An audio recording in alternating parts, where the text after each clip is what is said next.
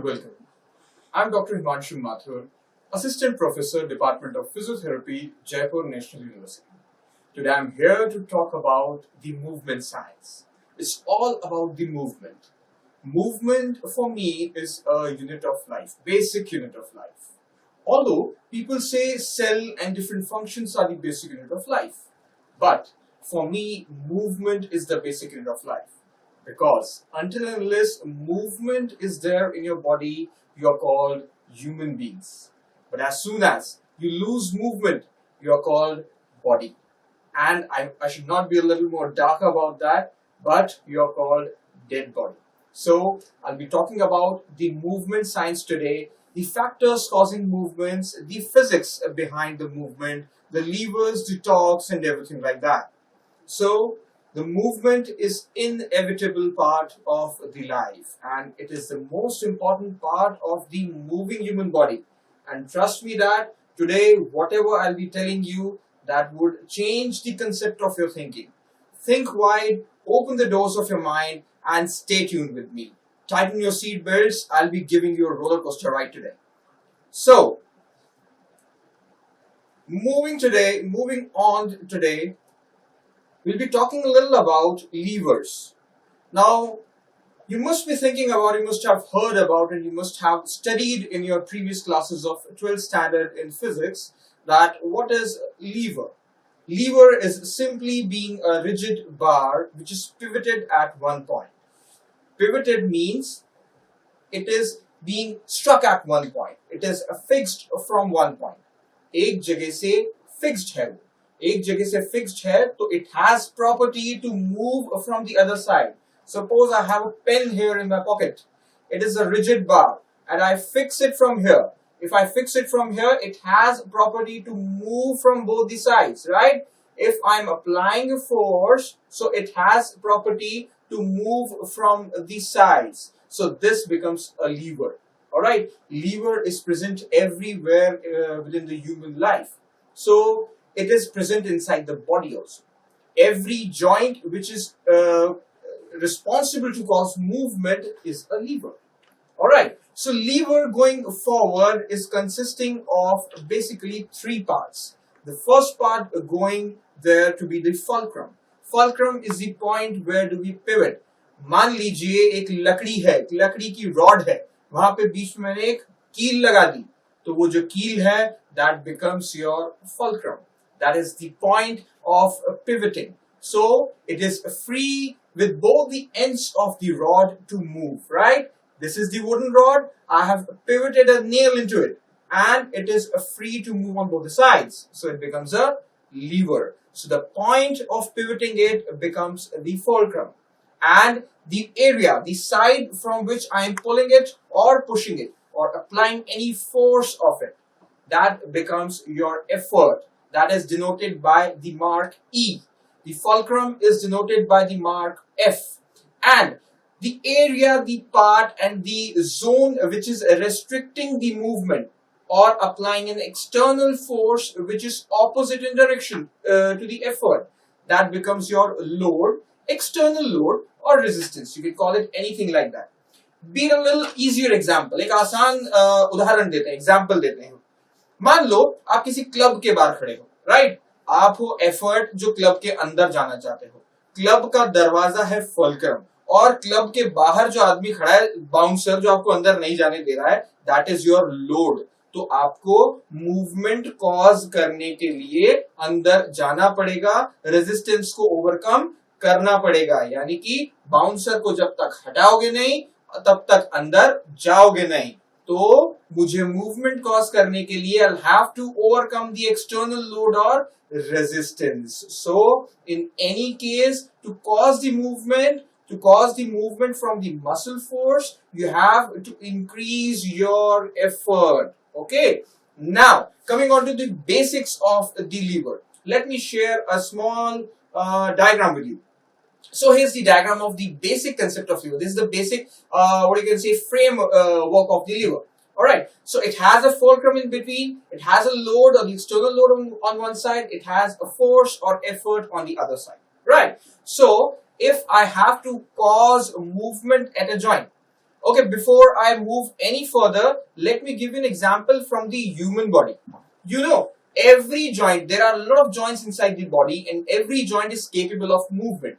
And the movements that are visible to us are rotatory in nature.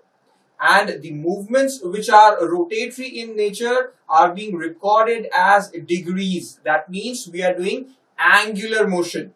All right. And the force that is causing that angular motion is the angular force. We'll be discussing it a little later from now. All right. So when I talk about the basic framework of lever, we have a fulcrum, we have external load, and we have a effort, or we have a force. So the distance between the fulcrum and the load, that is known as the weight arm, or the resistance or the weight and the fulcrum, that becomes your weight arm. And the distance between fulcrum and the effort, or fulcrum and the force, that becomes your effort arm. Alright, so anyways, whenever the distance alters, the torque alters, the angular force alters. I'll be talking about a little later about that. So this must be the basic framework of a lever that we must be talking about here. Now let us move a little towards the torque portion. Let us go a little into the basic physics of movement, right? So the concept of torque says, let us first discuss about what is torque. Again, I'll pick up this rod, I'll pivot it from the center, and I'll try to move it. Alright? Now, since it is pivoted from one side, it must be having a motion that is rotatory in nature. And the rotatory motion in nature has an angular motion. Alright? An angular motion requires an angular force. So, the body which is moving angularly or in a rotatory pattern requires an angular force to be moved. And this angular force required to move a pivoted body is known as torque. Alright, so any force that is required to move a body in angular pattern is called torque. Alright, so this is the basic concept of the torque. Now let us move a little forward about torque, and let us know a little physics, a little mathematical calculations about the torque. So what, according to you, is the formula of torque? I'm giving you 3 seconds to memorize. If you people have read it in your 12th standard or in the preparation of your exams. So there you go, 3, 2, and 1. By now you must have memorized it, right? So now I'm sharing the formula of torque with you. So torque is equals to force multiplied by the perpendicular direction, or perpendicular distance, I'm sorry. Alright, so force, so the torque is equals to the force that's multiplied by the perpendicular distance from the site of application of force. So this becomes the distance between the fulcrum and distance between the effort from where I'm trying to apply a force that is responsible for an angular motion. Alright, so the distance, the perpendicular distance between these 2 points will be the perpendicular distance, and this term is also known as moment arm. Moment arm is a basic, very basic term which is being associated with torque, and you'll be listening it throughout the biomechanical calculations and biomechanical studies that you'll be doing during your 4 years of physiotherapy, bachelor's of physiotherapy rather, I would say that. Alright, now as we have already known that this is the effort, or the force is the basic force which is moving it, and the resistance, the weight or load is the thing that is restricting it. So the internal force that is trying to cause the movement is having the distance between the 2 points fulcrum and effort becomes the effort arm, and that is the internal moment arm. Alright, and the distance between the fulcrum and that of the weight or resistance, that becomes the external moment arm. Alright, now talking about the joint in the human body, the joint from where the movement is taking place becomes your fulcrum. That is the basic concept of lever within the human body. So the joint where the movement takes place acts as your fulcrum. the muscle which is causing or which is delivering the force to create a movement which is generating the force to cause a movement at a joint, that becomes your effort or force. And gravity or any external load which is being employed on any part of the bone or any part of the joint which is restricting this motion, that becomes your resistance, load or weight. Alright, now the distance between joint and the site of application or site of insertion of that particular muscle which is causing the movement, that becomes your effort arm, or I would say it in terms of internal moment arm. Okay, and the distance between the fulcrum or the joint and that of the application of resistance, that of the point of application of resistance, that becomes your external moment arm, or rather to say that becomes your weight arm. Alright, so this is the basic hierarchy of lever and torque within the human body. Every joint that moves requires certain amount of torque to be moved, because the joint has an angular motion, and requires an angular force to be moved. Alright, so I should move a little forward and don't employ too much time onto it to get you people bored out of it. Alright, so moving a little more forward, I must tell you that there are different types of levers which are present within the human body. So basically there are three types of levers which are present in the human body. We call it in the terms of orders of lever. The basic classification or the basic concept behind classifying the levers is the arrangement of all the three variables that we have talked about. The three variables being fulcrum, weight and effort. By altering the relative position of these variables, we can know that which type of lever are we talking about. Okay, so the first type of lever, the classical lever, is when the fulcrum lies in between the effort and weight. When fulcrum lies in between the effort and weight. Alright, so in that case there can be three situations where the effort arm is equals to the weight arm, the effort arm is greater than the weight arm, or the weight arm is greater than the effort arm. Alright, so this can become a simple thing in this way. I'm pivoting a point from the center. This would be the effort. If I'm applying a force from here, this would become the effort arm, and if this is the area of resistance, this would become the weight arm. Alright, so this becomes the classical example of class 1 lever. In this, the three cases can be when the fulcrum is exactly at the center, when the effort arm is equal to the weight arm. In second case, there can be the fulcrum is shifted towards the weight arm. Okay, in that case, effort arm is greater than the weight arm. In that case, external moment arm is lesser than that of the internal moment arm. And by the formula of torque, we know that torque is equals to force into momentum. This force is the muscle force, and this momentum is this distance that we are talking about. So always remember that torque is directly proportional to the force and the momentum. So if momentum is increasing, torque will increase, so the movement will be efficient.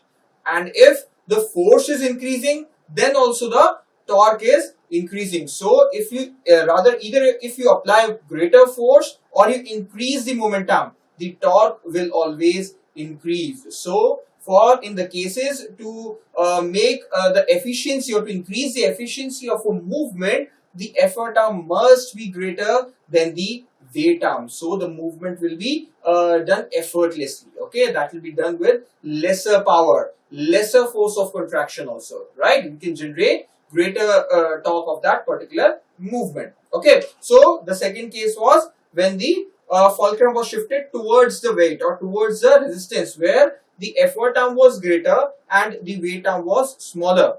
The third case could be if the fulcrum is shifted towards the effort. It means the effort arm is smaller and the weight arm is greater. In that case, the I'll be allowed to apply more force. So the force so as to match up with the movement, or so as to match up or overcome with the resistance, I'll have to apply more force. मुझे ज्यादा काम करना पड़ेगा, मेरी muscle को ज्यादा force लगाना पड़ेगा अगर मेरा फल्क्रम जो है वो बिल्कुल पास में है एफर्ट आर्म के। यानी कि अगर वो जगह कोई मसल है वो जॉइंट के बिल्कुल पास में चिपक रही है और वो मूवमेंट कराना चाह रही है, तो उसे ज्यादा काम कराना पड़ेगा मूवमेंट के लिए। और अगर वही सेम मसल दूर चिपक रही है मूवमेंट के, इंसर्ट दूर हो रही है जाकर के, तो मोमेंटम बढ़ जाता है। मोमेंटम बढ़ जाता है तो मूवमेंट एफर्टलेस हो जाता है। क्यों? क्योंकि टॉर्क बढ़ जाता है, क्योंकि हम जानते हैं torque is directly proportional to the momentum. Okay, so these are the three cases of the first order lever. Okay, now talking about the example of the first order lever. So when I nod, I am doing this motion. This is the classical example of first order lever. In this case, the fulcrum is associated at my C0 C1 joint. That is your atlanto-occipital joint. That is the first joint, probably the joint between the first two cervical vertebrae. So that becomes my fulcrum. And if I am doing this motion, the external load is the weight of my face, and the effort is being employed by the extensor muscles of my neck. So I have the effort from the extensor muscles of my neck, and between this I have my fulcrum at my C1 C2 joint, and the effort, the resistance is the weight of my face. So the fulcrum is lying in between the weight and the effort. So that becomes your first order lever. So this is the example of lever within the human body. Now coming on to the second order lever. Again, मैंने जैसा बताया था कुछ भी नहीं है difference, सिर्फ arrangement change हो रहा है उन वेरिएबल्स का जिन वेरिएबल्स को हमने बहुत इनिशियली पढ़ा था, राइट? तो तीन वेरिएबल्स कौन से थे? Fulcrum, effort and weight. इस बार क्या था? Fulcrum lies in between weight and effort. और अगली बार क्या हो जाएगा? When I am talking about class 2 और सेकेंड ऑर्डर लीवर, इस बार होगा weight comes in between the effort and fulcrum. इस बार क्या हुआ कि वेट जो लग रहा है, जो रेजिस्टेंस लग रही है, वो यहां से लग रही है। फल्क्रम कहां है? फल्क्रम यहां पे है। और एफर्ट कहां है? एफर्ट यहां पे है। तो weight lies in between fulcrum and your effort. It means pivot तो मैंने कॉर्नर से कर दिया, एफर्ट मैं यहां से लगा रहा हूं और रेजिस्टेंस मैंने पकड़ यहां से लिया, राइट? तो इन this case always remember one thing, that your weight arm will always be lesser then your effort arm. क्यों? क्योंकि हमने शुरू में जान ली थी ये बात कि distance between fulcrum and your effort is your effort arm, distance between your fulcrum and your weight is your weight arm. So इस बार वेट आर्म हो गया इतना सा और एफर्ट आर्म हो गया इतना बड़ा। Alright, so in this case always remember in class 2 lever or second order lever, always remember one thing, that your effort arm will always be larger than your weight arm. अच्छा, तो अभी हमने 2 minute पहले torque के concept में क्या बात कही थी कि जब भी एफर्ट आर्म क्या था? Internal momentum. इंटरनल मोमेंटम जब भी एक्सटर्नल मोमेंटम से ज्यादा होगा तो मूवमेंट एफर्टलेस हो जाएगा, राइट? तो मुझे कम काम करना पड़ेगा, मेरी मसल को ईज हो जाएगा काम करने में, बहुत ज्यादा फोर्स नहीं लगाना पड़ेगा काम करते समय, राइट? तो in second order lever, it is a lever of power, lever of mechanical advantage. बहुत कम लीवर होते हैं बॉडी में जो कि सेकेंड ऑर्डर लीवर होते हैं, क्योंकि हमारी बॉडी खुद बहुत ज्यादा काम कराना चाहती है हमसे, right? Okay, that is why second order lever is the lever of ease. Whenever the muscle does not have to apply extensive amount of force because of the relative arrangement of the variables of the lever. अब body में ये चीज कहाँ मिलती है? आपको पता है, एक बहुत ही कॉमन लाइफ से एग्जांपल अगर मैं दूं तो जो कचरे वाली गाड़ी होती है, देखा जो कचरा उठाने आते हैं आजकल, तो आई डोंट नो ऐसी मोटर्ड व्हीकल्स आते हैं, लेकिन जो पहले के जमाने में आया करती थी जिसमें कि एक पहिया आगे होता था, बीच में एक एरिया होता था जहां पे कचरा डालते थे और पीछे 2 हैंडल्स होते थे जो एक बंदा पकड़ के ले जाता था, राइट? तो वो जो बंदा पकड़ रहा था, that was effort, he was doing effort, okay? जो पहिया था आगे, दैट इज द फुलक्रम, और बीच में जो एरिया था जहां आप कचरा डाल रहे थे, that becomes your weight. So in that point of lever, the weight was lying in between the fulcrum and your effort. So that becomes your second order lever. Okay. अब बात करते हैं ह्यूमन बॉडी में कहां आ गया ये second order liver, right? जब भी मैं सीधा खड़ा होता हूं और खड़े होकर के अपनी एड़ी को हवा में उठा लेता हूं, when I stand on my toes, when I stand on my toes, the joint or the area which is in contact of the ground that acts as fulcrum is your metatarsal head. That is the head of your metatarsal bone. So that acts as the fulcrum. The weight is transferred from the ankle joint to the talus bone. तो ये हो गया weight. और effort जो लगा वो लगा lower leg के पीछे बहुत मोटी सारी मसल होती है, काफ मसल, ऑलराइट, जिसको हम हिंदी में कहते हैं पिंडली वाली मसल, राइट? तो जो काफ मसल होती है वो एफर्ट अप्लाई करती है.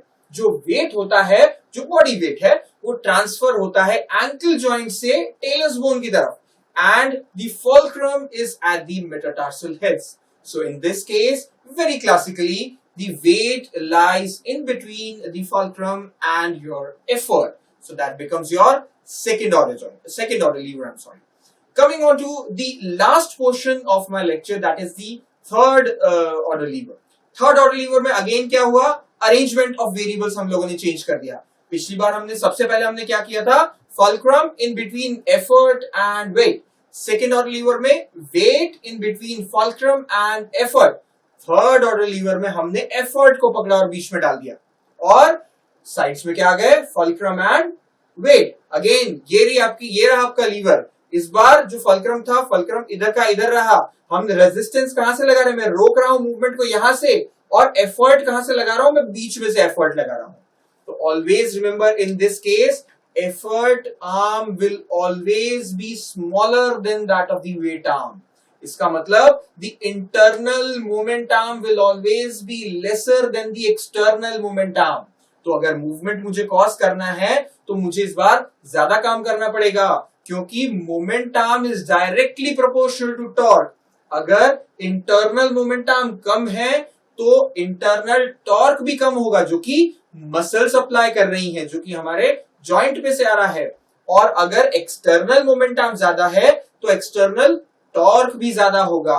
तो इसलिए if I have to overcome this resistance, if I have to produce generate a movement by causing this internal torque, I'll have to increase the force of contraction of my muscles. So in this case, the effort arm is lesser always than the weight arm. So इस बार मुझे हमेशा जब भी मैं third order liver की बात करूंगा, तब मैं कहूंगा कि मुझे हमेशा मेरी मसल्स को हमेशा ज्यादा काम करना पड़ेगा टू कॉज एनी मूवमेंट. और एक कमाल की बात बताऊं मैं आप लोगों को, हमारी बॉडी में सबसे ज्यादा ग्रेड 3 लीवर होते हैं, सबसे ज्यादा थर्ड ऑर्डर लीवर होते हैं हमारी बॉडी में. तो इसका मतलब मैंने क्या बोला था थोड़ी देर पहले, हमारी बॉडी खुद चाहती है कि हम बहुत ज्यादा काम करें, क्योंकि हम करते नहीं है बहुत ज्यादा काम, राइट? सो ग्रेड 3 और third order lever is in abundance when we talk about the human body. तो एग्जाम्पल अगर मैं कोई भी लू, एट एनी जॉइंट में कोई भी एग्जाम्पल उठा करके ले सकता हूं. फॉर एग्जाम्पल मैं एल्बो लेता हूं. ओके, एल्बो में आप सभी लोगों ने बहुत कॉमनली एक मसल का नाम सुना होगा, बाइसेप्स, है ना? ऐसे जब पिक्चर का हीरो ऐसे बॉडी दिखाता है ना अपनी, तो जो मसल वो दिखाता है दैट इज बाइसेप्स. ओके, तो आज मैं बाइसेप्स की बात करता हूं. ओके, बाइसेप्स जो है वो शोल्डर के ऊपर से चल करके आती है. ये जो मसल आप सामने से पकड़ लेते हो that is your biceps, and वो यहां से ट्रेवल करके एल्बो के बिल्कुल नीचे आके इंसर्ट हो जाती है. यहाँ पे एक बोन होती है, इट्स कॉल्ड रेडियस. रेडियस पे आके वो इंसर्ट हो जाती है. And when I talk about the movement of the elbow, मान लो मैं ये folding movement लेता हूं, इस folding movement को हम कहते हैं elbow flexion. Okay, so when I talk about the elbow flexion, तो elbow flexion कौन सी मसल करा रही है? Biceps. Biceps कहाँ आके insert हो रही है? Insert हो रही है बिल्कुल elbow के नीचे. So effort is being applied at the insertion of the bicep muscle. वो यहां आ गया, ऐसे देखो यहां आ गया. fulcrum कहाँ है? जॉइंट पे. अब मैंने इसको पकड़ लिया यहाँ पे, मान लो ये कोई 50 किलो का पेन है, उस 50 किलो के पेन को मैंने हाथ में ऐसे रख दिया, ठीक है ना? तो दैट बिकम्स योर रेजिस्टेंस और वेट और लोड, और this becomes your effort and this becomes your fulcrum. So the distance between weight and fulcrum is your weight arm, and the distance between fulcrum and the effort is your effort arm. तो effort arm हो गया इतना सा और weight arm हो गया इतना बड़ा सारा. तो अगर अब मुझे काम करवाना है, अगर मुझे एल्बो को फोल्ड करना है, तो मेरी बाइसेप मसल को बहुत ज्यादा फोर्स ऑफ कंट्रैक्शन प्रोड्यूस करना पड़ेगा, such that it overcomes the resistance और द एक्सटर्नल लोड. और यही रीजन है कि हम बहुत एफिशिएंटली जो कर्वेचर्स डेवलप करते हैं ना, कर्व्स डेवलप करते हैं मसल में, वो सबसे इजीली हम लोग कर लेते हैं बाइसेप्स में, क्योंकि it is a grade 3 lever. मैंने अगर 10 किलो का या 5 किलो का डंबल भी पकड़ के एक्सरसाइज किया तो बहुत जल्दी हाइपरट्रॉफी होने लगती है, मोटी हो जाती है ना मसल, बॉडी बन जाती है ना, दैट इज हाइपरट्रॉफी. हाइपरट्रॉफी हो गई अगर वहां पे बहुत ज्यादा, तो कर्वेचर्स बहुत इजीली विजिबल हो जाते हैं, right? So at a lower weight also I can develop more hypertrophy of this particular muscle. All right, so today that will be all from my side and I'll take your leave from this. Always remember one thing, before ending this I would like to have a small interaction with you people. मैंने किसी को कहते सुना था और मुझे दिमाग में मेरे बैठ गई वो बात. Always remember that, see, pain is inevitable but misery is optional. Okay, जो चीज आप चेंज नहीं कर सकते हो, हम उस पे कॉन्सेंट्रेट ना करके हम उस पे कॉन्सेंट्रेट करें जो चीज हम चेंज कर सकते हैं, राइट? पेन को चेंज करना मेरे हाथ में नहीं है, लेकिन मिजरी को चेंज करना मेरे हाथ में है. And always remember one thing, किसी बहुत ही ज्ञानी इंसान ने मुझसे कहा था एक बहुत अच्छी बात, doctors do not make you healthy, trainers do not make you fit, and teachers do not make you learn. So always remember one thing, that at every point in your life, your growth is your own responsibility. So keep growing, keep smiling, and in this pandemic, stay at home and keep safe and healthy. Thank you so much. This is Himanshu Mathur signing off from here. Thanks a lot.